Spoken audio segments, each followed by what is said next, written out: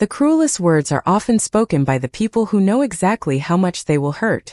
My name is Helen Parker, and I was 74 years old when my own son looked me in the eye and called me a failure. Even now I can still hear his voice. I can still see the expression on his face. And I can still remember the silence that followed. It happened on a Sunday afternoon at my granddaughter's birthday party. The family had gathered at my son's house just outside Columbus, Ohio. The backyard was decorated with balloons and streamers. Children ran across the grass carrying slices of cake. Parents laughed near the patio. From a distance, everything looked perfect. But families often hide their deepest wounds behind their happiest photographs.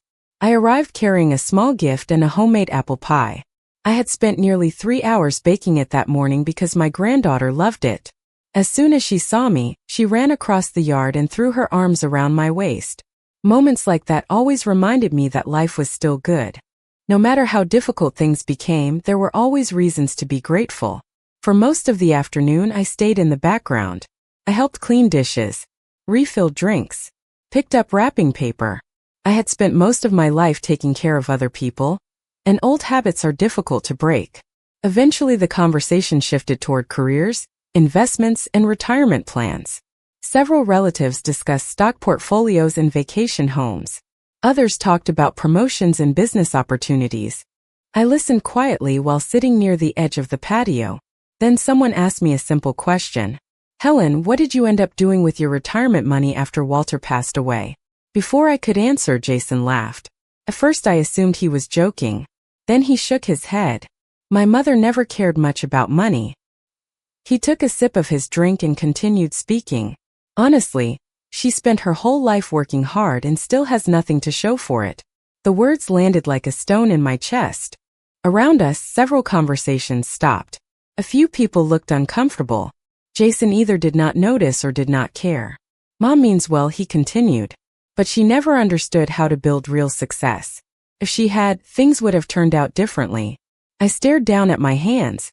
They were the hands that worked double shifts when he was young. The hands that packed lunches before sunrise. The hands that cared for Walter through years of illness. Yet in that moment, none of those things seemed to matter. According to my son, my life could be measured by a single number. And apparently that number was not impressive enough.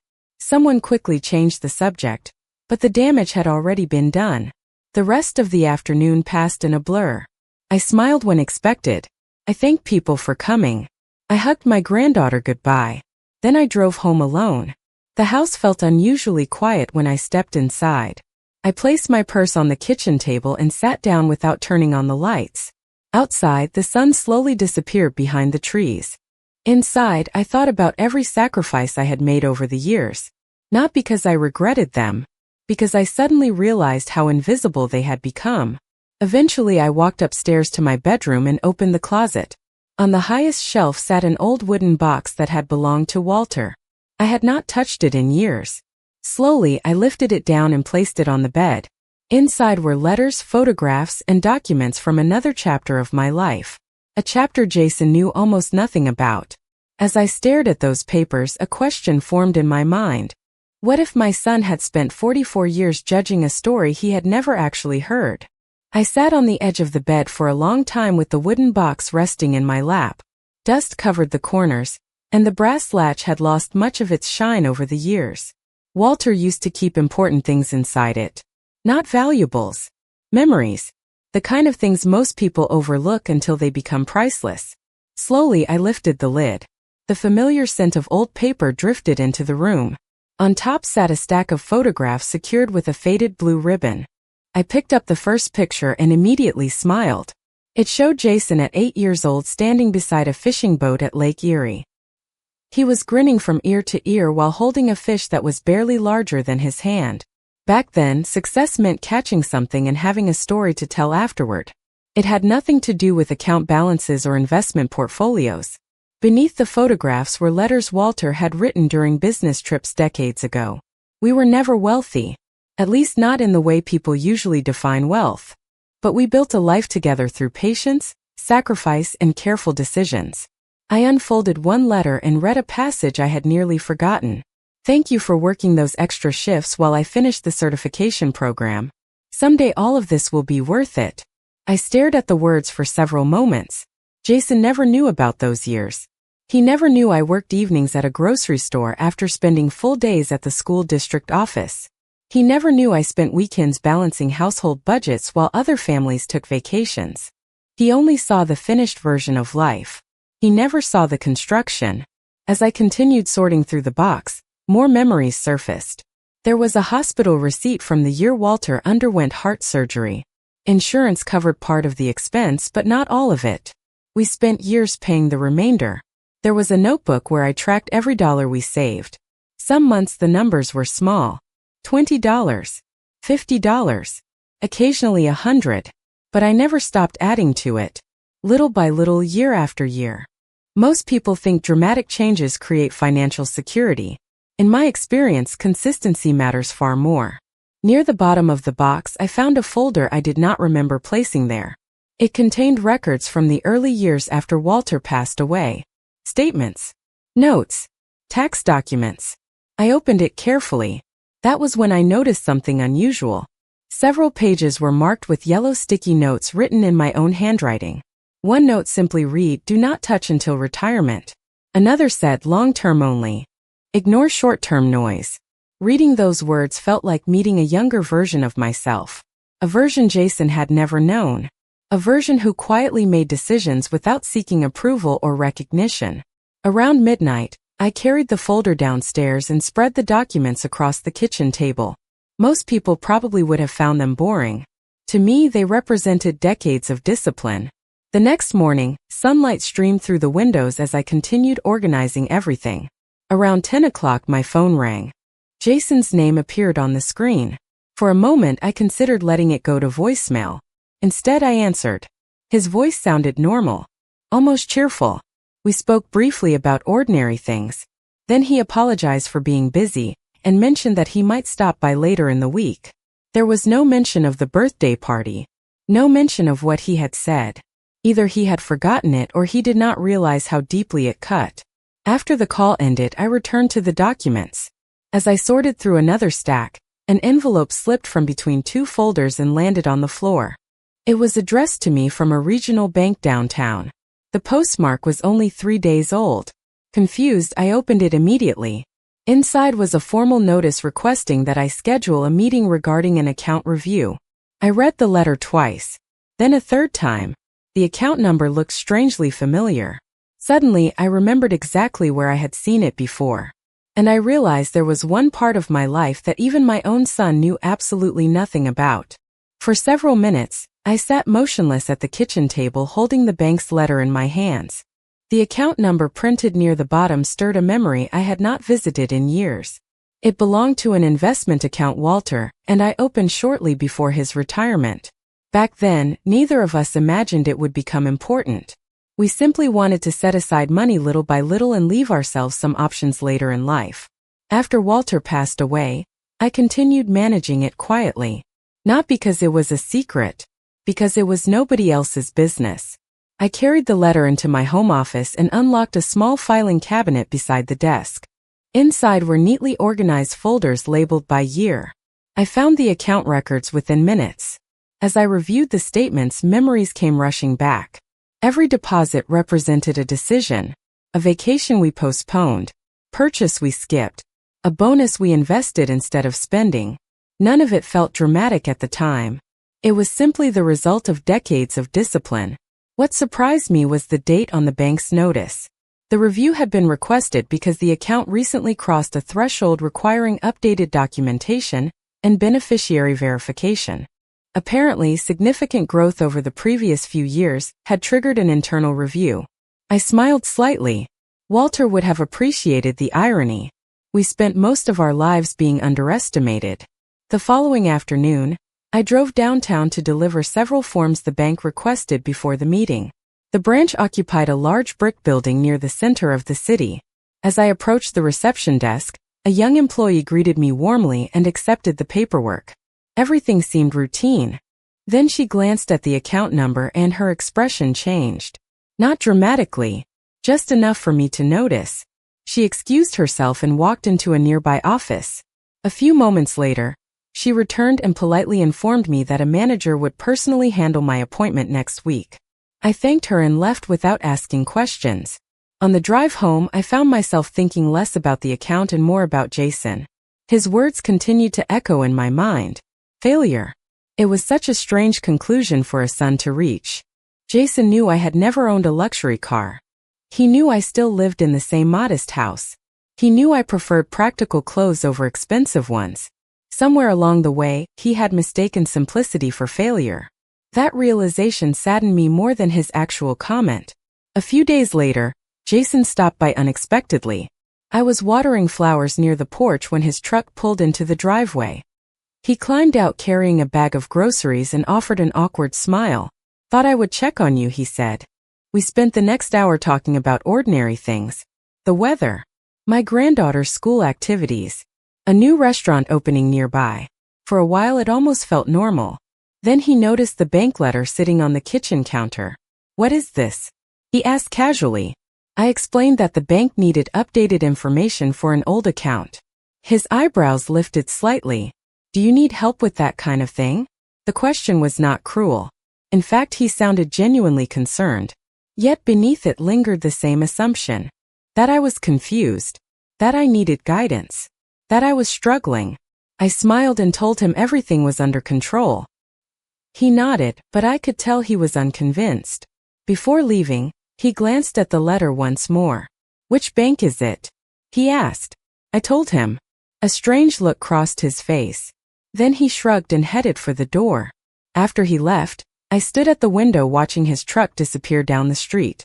Something told me that conversation was not finished.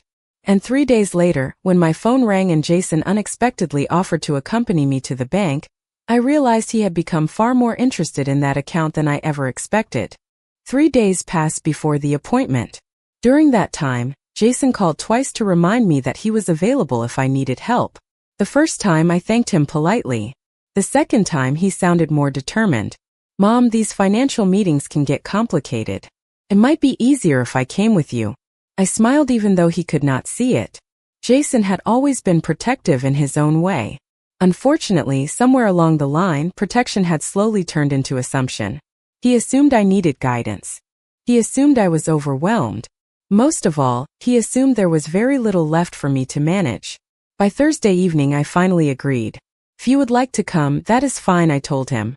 The relief in his voice surprised me. "Great. I will pick you up tomorrow morning." After we ended the call, I sat quietly on the porch watching the sunset.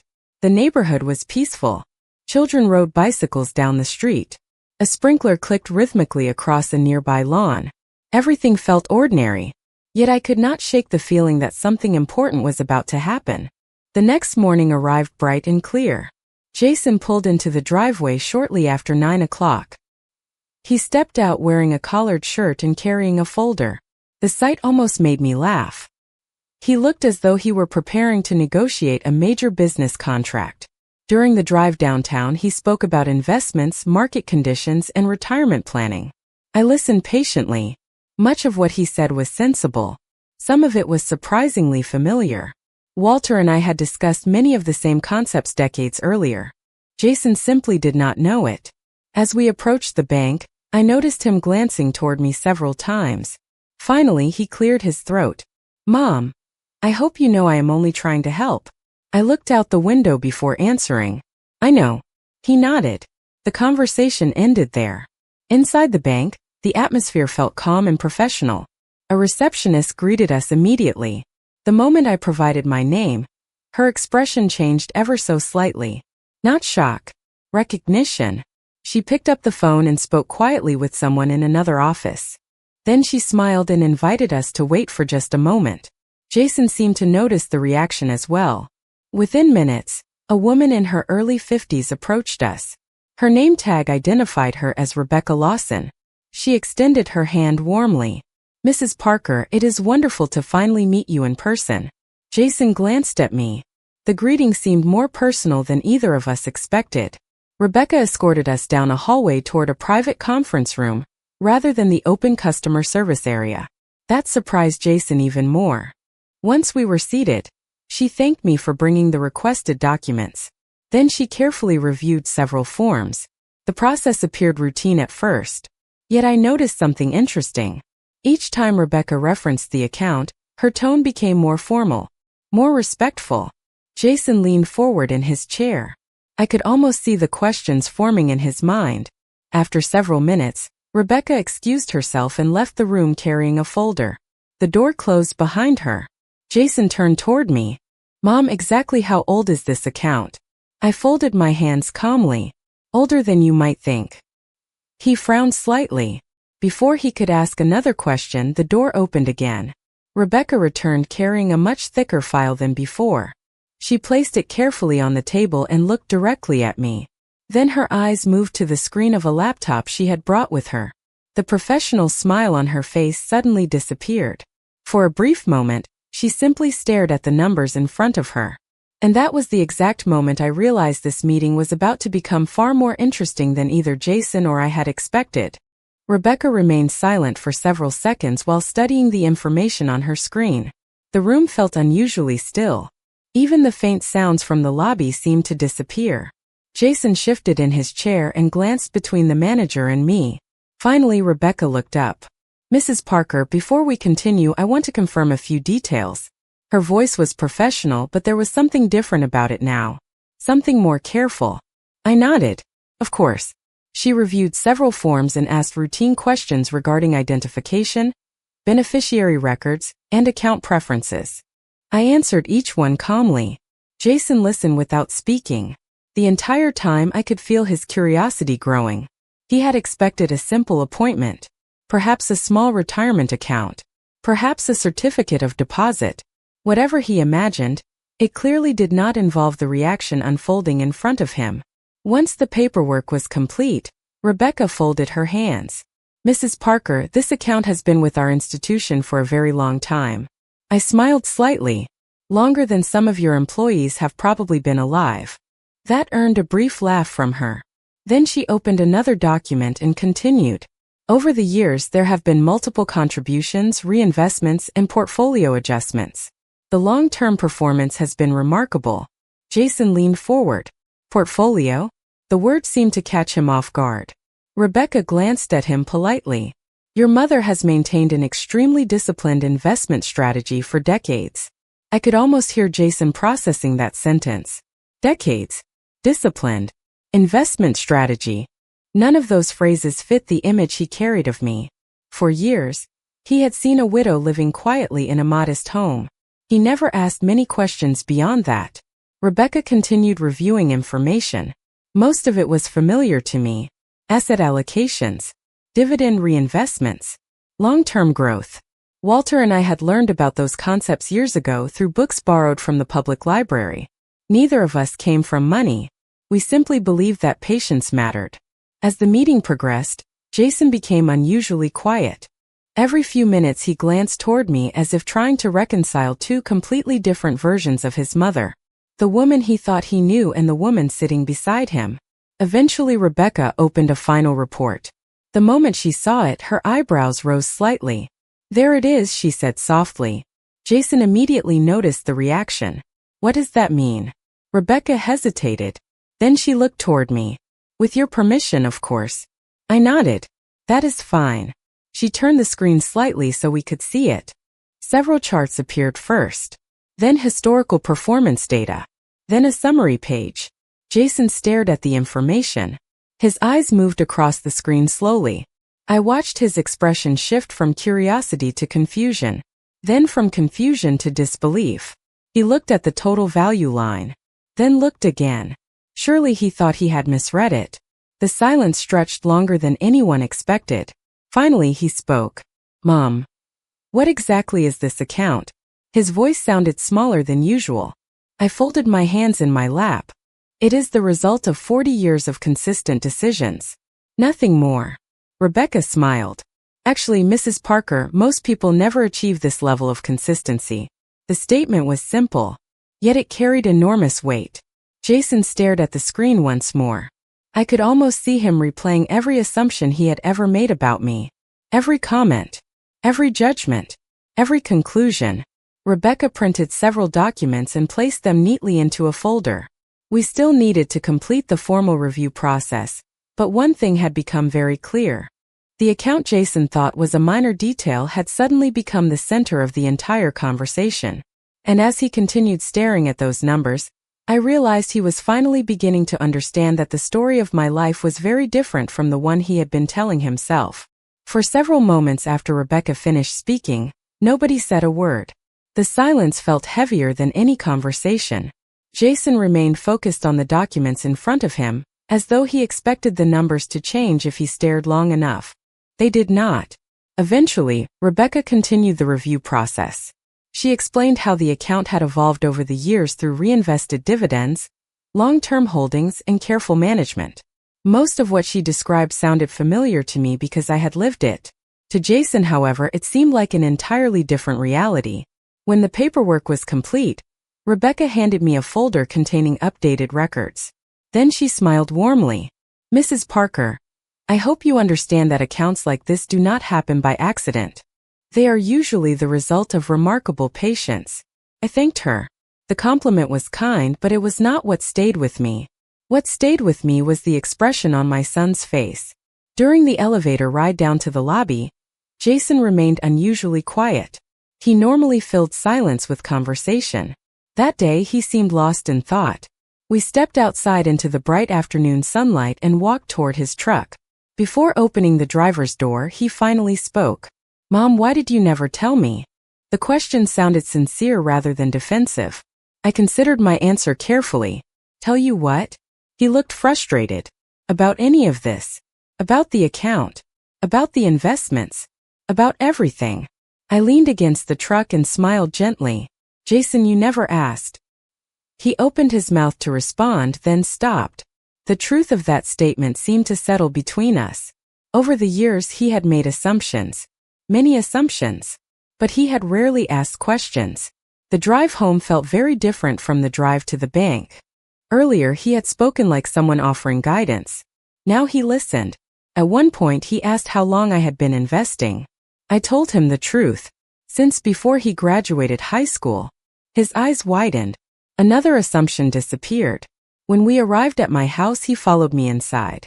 For the first time in years, he seemed genuinely interested in hearing about my life rather than updating me on his. We sat at the kitchen table where the wooden box still rested. I opened it and showed him some of the letters Walter had written decades earlier. Then I showed him notebooks filled with savings goals, budgets, and handwritten plans. Jason slowly turned the pages. The more he read, the quieter he became. Eventually, he stopped at a page dated nearly 30 years earlier. A note in my handwriting listed expenses we had postponed to pay for his college tuition. He stared at the page for a long time. "You never told me this," he said softly. I shrugged. There was nothing to tell. Parents make sacrifices. That is what parents do. His eyes moved to another page. Then another. Each one revealed a small piece of a story he had never seen. Not because I hid it. Because I never felt the need to advertise it. Success had always meant something different to me. That evening after Jason left, I sat alone on the porch and watched the sun dip below the horizon. For the first time since the birthday party, I felt at peace. Not because of the account. Not because of the numbers. Because a wall had begun to crack. The version of me that existed in my son's mind was finally being challenged by reality. Yet deep down, I sensed the most important conversation had not happened yet. The bank had revealed what I owned. What Jason still did not fully understand was why I built it in the first place. And until he understood that, he still had not learned the lesson that mattered most. The following Saturday, Jason called and asked if he could come over again. There was a hesitation in his voice that I had never heard before. It was not uncertainty. It was reflection. For most of his life, he had been confident in his understanding of who I was. Now that confidence seemed to be fading. When he arrived that afternoon, he carried no folder, no paperwork, and no financial questions. Instead, he brought a box of old family photographs he had found in his attic. We spread them across the dining room table and spent the next hour looking through memories. There was a picture of Walter teaching Jason how to ride a bicycle. Another showed me standing outside the grocery store where I worked evening shifts during his childhood. Jason stared at that one for a long time. "I barely remember this place," he admitted. I smiled. That is because you were supposed to be thinking about school and baseball games, not where your mother worked after dinner. The conversation continued slowly. Naturally. For the first time in years, neither of us seemed to be rushing toward another obligation. Eventually, Jason picked up one of Walter's letters. He had never read it before. The paper had yellowed with age, but the handwriting remained clear. After reading several paragraphs, he placed it back on the table and shook his head. Dad talked about you differently than I do. I looked at him carefully. What do you mean? He stared down at the photographs. He always described you as the strongest person he knew. The words hung in the air between us. Strong. It was not a word people usually associated with quiet women. They preferred louder definitions. More visible definitions. Yet Walter understood something most people missed. Strength often looks ordinary from the outside. It looks like getting up every morning and doing what needs to be done. It looks like sacrifice that nobody notices. It looks like consistency. Jason leaned back in his chair. Mom, can I ask you something honestly? Of course. Why did you never spend more? Why did you never enjoy any of it? I smiled softly. That question revealed how differently we viewed life. Jason measured success through visible results. Larger homes, newer cars, expensive vacations. There is nothing wrong with those things. But they were never my goal. I told him about the years when Walter and I worried over medical bills. The years when every dollar carried responsibility. The years when security mattered more than appearances. Then I told him something I had never said before. Money was never the achievement. Freedom was. He frowned slightly. Freedom? I nodded. The freedom to help family when needed. The freedom to sleep without debt. The freedom to make choices without fear. The freedom to grow older without becoming a burden to anyone. As he listened, I could see something changing behind his eyes. Not because he suddenly cared about investments. Because he was finally beginning to understand motivation. The account was not the story. The account was simply the result of the story. Before leaving, Jason walked slowly through the house. He paused beside family photographs. He stopped in Walter's old study. Then he stood quietly near the front door. Mom, I think I spent years looking at the wrong scoreboard. I did not answer immediately. Instead, I looked at my son and saw something I had not seen since he was young. Humility. Real humility. The kind that comes from learning rather than losing. After he left, I returned to the kitchen and began putting the photographs away. That was when I noticed a folded note tucked between two pictures. The handwriting belonged to Walter. I unfolded it carefully. It contained only one sentence. Someday Jason will understand what matters. I stared at the words for a long time. Then I smiled. Because for the first time, I believed that day might finally be arriving. Over the next week, something unexpected happened. Jason began asking questions he should have asked years earlier. Not about money. Not about investments. About life. One evening he stopped by with dinner and asked how Walter and I managed during the years when everything seemed uncertain. Another day he called just to hear a story about his childhood. The change was gradual, but it was real. For the first time in a very long time, I felt as though my son was trying to understand me instead of evaluate me. One Sunday afternoon, he invited me to lunch at a small restaurant overlooking the river. We sat near a window while boats drifted slowly across the water. The conversation started casually enough. We talked about family, neighbors, and my granddaughter's latest school project. Then Jason set down his coffee cup and looked directly at me. Mom, I have been thinking about something. I waited. He took a slow breath. All those years I thought success meant getting bigger things. A bigger house. A better title. More money. More recognition. I nodded. Many people believe that. He stared out the window for a moment.